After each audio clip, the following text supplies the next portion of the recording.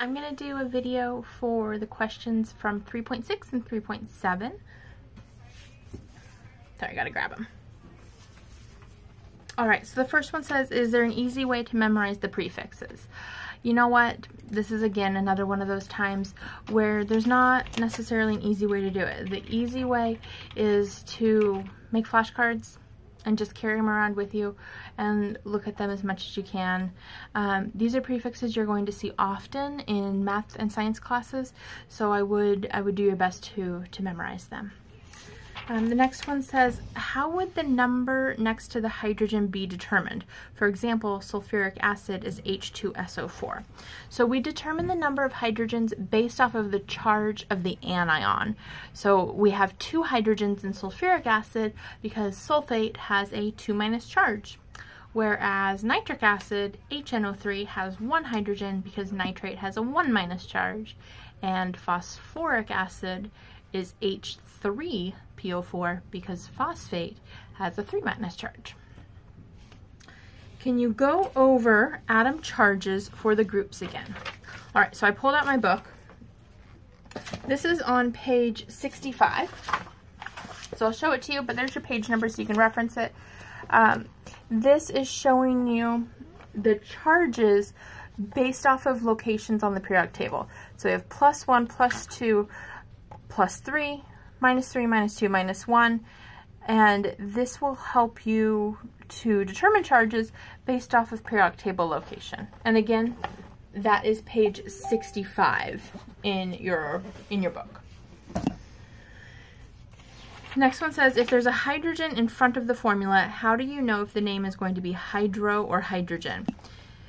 If there's a hydrogen in the front, it's an acid. If it's an acid, it never starts with the word hydrogen. There's 2 options if it's an acid. It starts with hydro if it's just hydrogen and 1 type of nonmetal, so HCl, HBr. It doesn't contain the hydro if there's an oxygen, so if it's an oxyacid. So oxyacids are just the name of the polyatomic with its new ending. Binary acids are hydroic acid with the name of the nonmetal in the middle. So, long story short with that one, if it contains oxygen, there's no hydro. If there's no oxygen, yes on the hydro. The only time we use the word hydrogen in a name is if it's a polyatomic that has a hydrogen attached to it.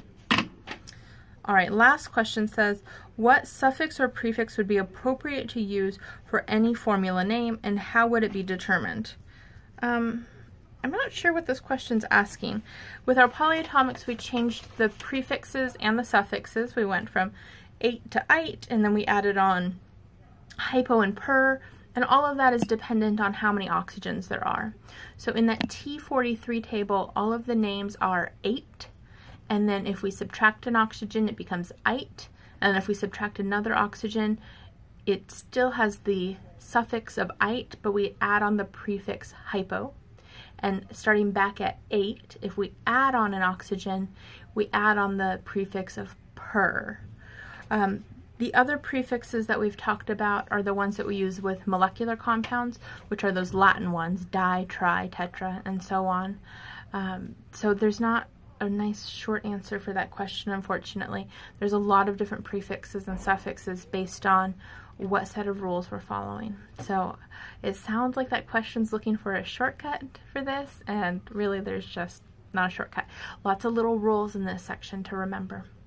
All right, that is it for these questions. Email me or text me if you think of anything else. Thank you.